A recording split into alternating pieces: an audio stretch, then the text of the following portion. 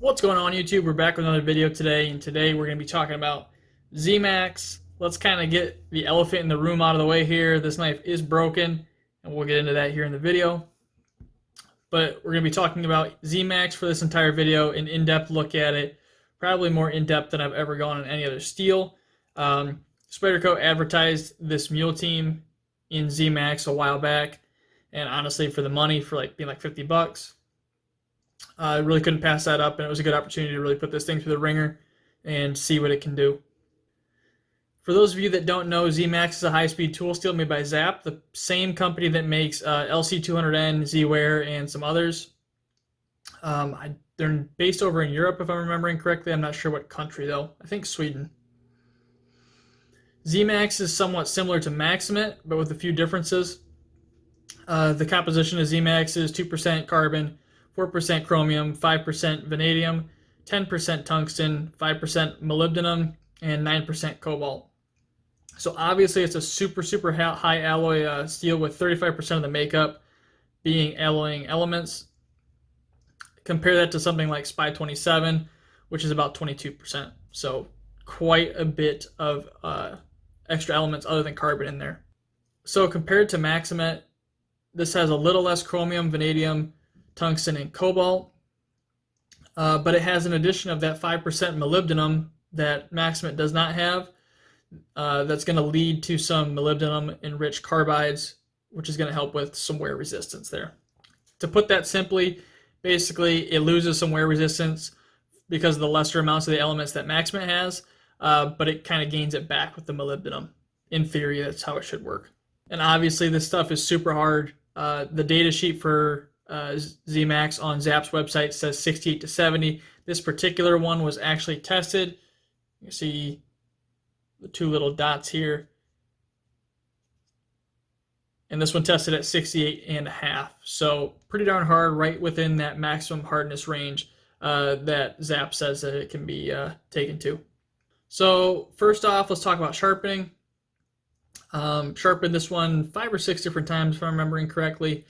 The first edge was a full Veneve OCB progression, 240 all the way up through the 1200, and then followed by 1 micron CBN on nanocloth.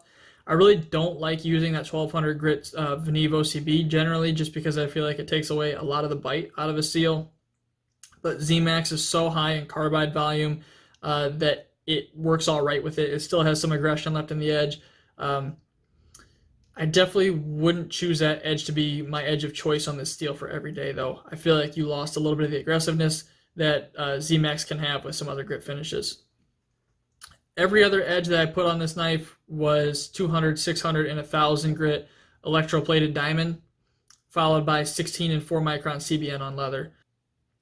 That's basically like my normal grit progression for testing if I'm doing any sort of edge retention testing, and it just suited Z-Max a whole lot better than that first full Veneve OCB progression that I did. With that progression, there's a ton of aggression in the edge. Has no issue biting into things. If you really over refine an edge, it has a tendency to want to slip a little bit on things like zip ties, something hard plastic. It'll want to slip instead of bite in. I was playing around with this stuff when I was sharpening, and I was forming a pretty large burr on it. Normally on Maximate, I'm very careful to form as small of a burr as possible. Maximate has an issue sometimes where if you form a really large burr and you're sharpening, especially on your coarser stones, those grit particles will kind of grab the burr and rip them off, which can cause some chipping in the edge. It doesn't happen all the time, but I've seen a few people have that issue. I personally never had that issue just because I was trying to be super aware of forming a small burr. On this stuff, I was purposely forming a large burr to see if that would be an issue on Z-Max. I'm not sure for what reason that's not an issue on this steel. Maybe the heat treat's a little bit different. Who knows? But in my experience, that was not an issue here. Let's go ahead and get into toughness on Z-Max. Obviously, with it being as high carbide as it is, you wouldn't think that's going to have very high toughness. And I kind of want to put it through the ringer since this was only 50 bucks. You can't even get a plain bar of Z-Max of this stock thickness for $50. So it's awesome that Spyderco made these and probably took a loss selling these to us. So just really want to put it through the ringer, see what it can take. I started by chewing into a knotty section of a 2x8. Not sure how old this 2x8 is, or just how dry it is, or how much moisture it has in it. I have no idea. Just went ahead and chewed into the knotty section of that. When it would get stuck in the board, I kind of twist it out, kind of taking it in and popping it out from the side like that. Just kind of side loading the apex and seeing what it can handle. Obviously, this stuff's way harder than what that wood is. But with it being as high carbide as it is, I figured it might have an issue with some chipping possibly.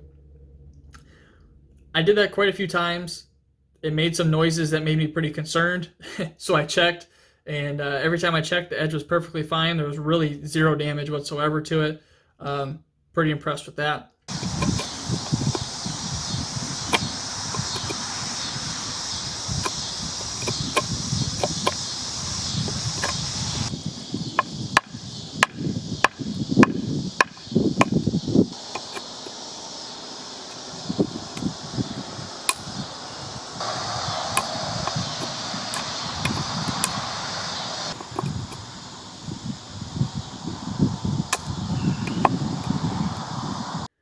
Next test was running it into some staples that are in cardboard. If you guys have seen any of the in-depth videos before in the past, you know that's one of my normal tests. Kind of simulates some everyday use, that you're cutting a piece of cardboard and you're zipping through it and there's a staple there that you didn't know about and you hit it pretty hard.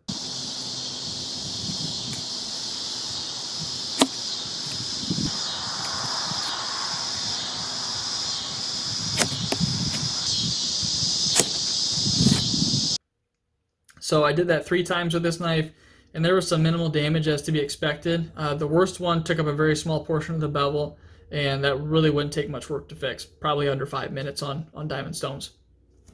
I mean, it's obviously worse damage than most other steels, but it's not nearly as bad as you would expect for something being as hard and as brittle as everyone says Max Cement and the steel are. So pretty impressed with that. Not afraid to do that in my everyday use on accident, hit something like that. I know that I'll be fine, and the damage will be pretty minimal. Next was an extremely difficult test on this knife, and that was a nail chop. I placed the blade on top of the nail and just began to hammer through it.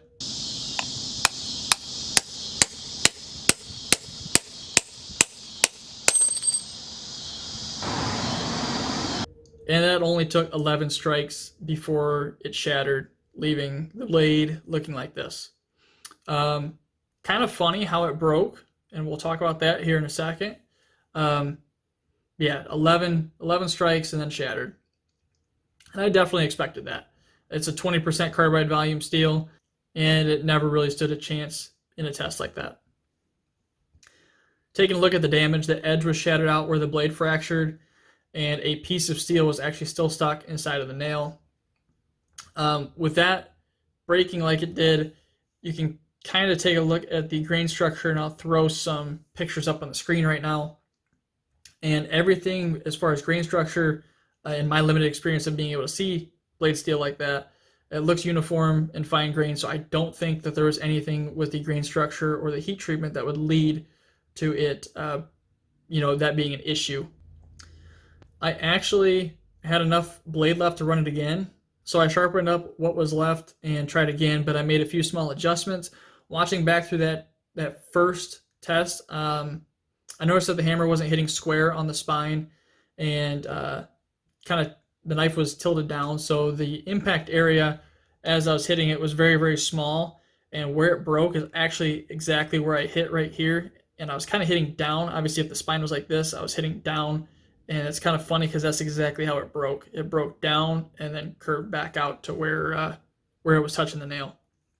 So I think that may have played a part in why it broke the way that it did. So I made those adjustments, trying to keep the spine of the knife as flat as I possibly could and hitting it as square as I possibly could with that hammer to kind of try and distribute some of that shock completely over the spine instead of putting it in one small spot like that first test, and ran it again.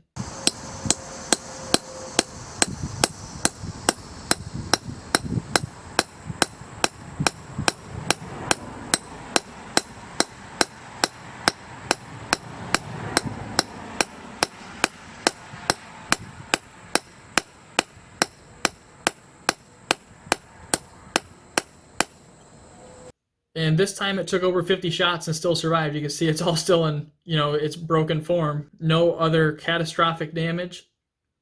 It made it almost the entire way through the nail, which is very, very impressive. I'm very impressed that it survived, but obviously it took some pretty heavy damage from that. If you watch the clip carefully, you'll see the nail slowly bouncing its way up the edge further and further and further, and that's because the edge was flaking out so bad and there was no sharp cutting edge left anymore. As that bevel doled out and got flattened, it kept jumping up and up because there was nothing there. It wasn't, sharp enough to stay in the cut, basically. So after that test, I was very, very surprised, obviously, and I took the remaining unused edge. You can still see the Sharpie mark that I left there. I marked it out for 2 tests just in case it survived. And I took the knife and put it on the head of that nail and was basically just popping the edge off, side loading, just kind of like I did in that 2x8, just really stressing out that edge and really testing out the edge stability and see what it could really take.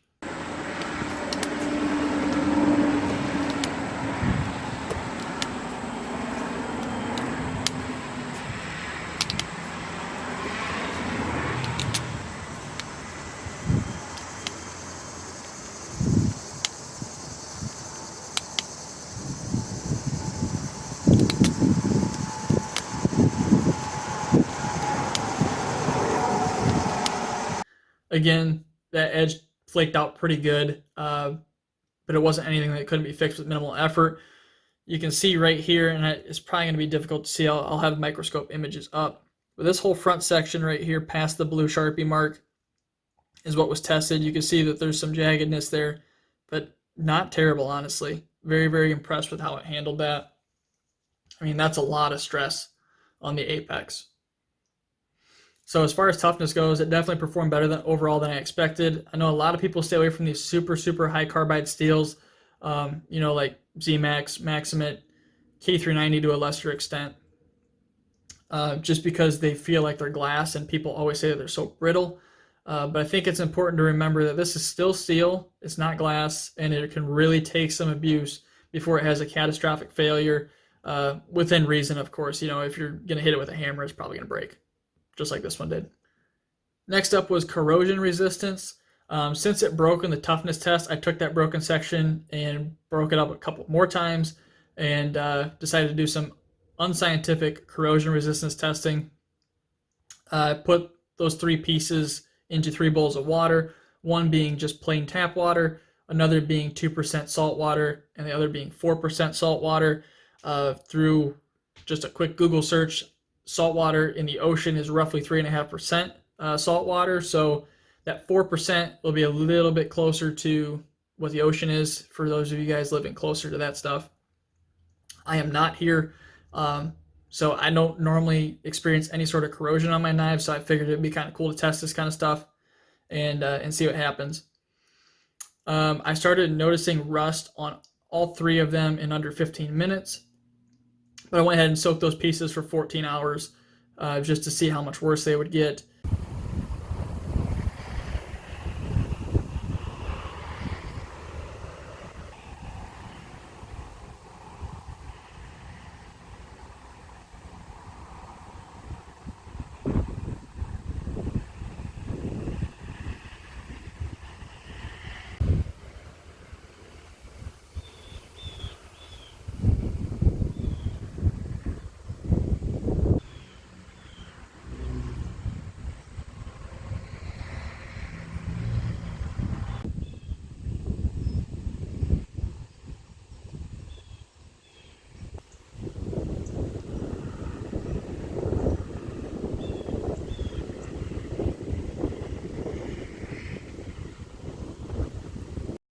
It's hard to know for sure which one rusted the most or had the most corrosion and patina, since I don't have a way to measure the amount of corrosion, but just from looking at it visually, it seems like the 2% saltwater piece corroded the most, followed by the tap water piece.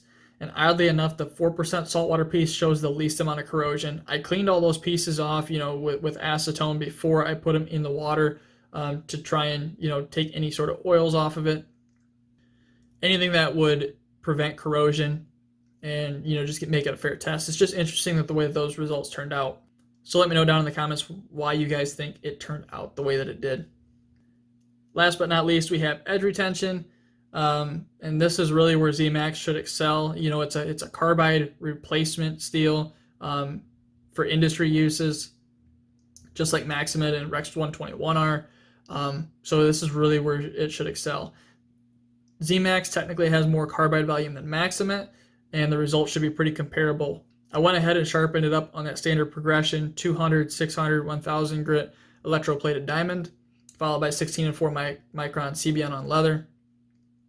And then went ahead and tested on cardboard until it would no longer cut computer paper cleanly, just like we do on every single edge retention test. And the result I got for Z-Max at 68.5 HRC was 749.12 feet, which is an insane amount of cardboard. And for those of you who've been around on the channel for a while, you'll know that's a new record over Maximate. Just barely. It's only like another 15 feet. But we do have a new king for edge retention on the channel, which is pretty cool. I do have another knife that I need to test that I think might beat it, but we'll see. Another thing to note is this is a half point softer at 68.5 than what the Maximate knife was at 69.2.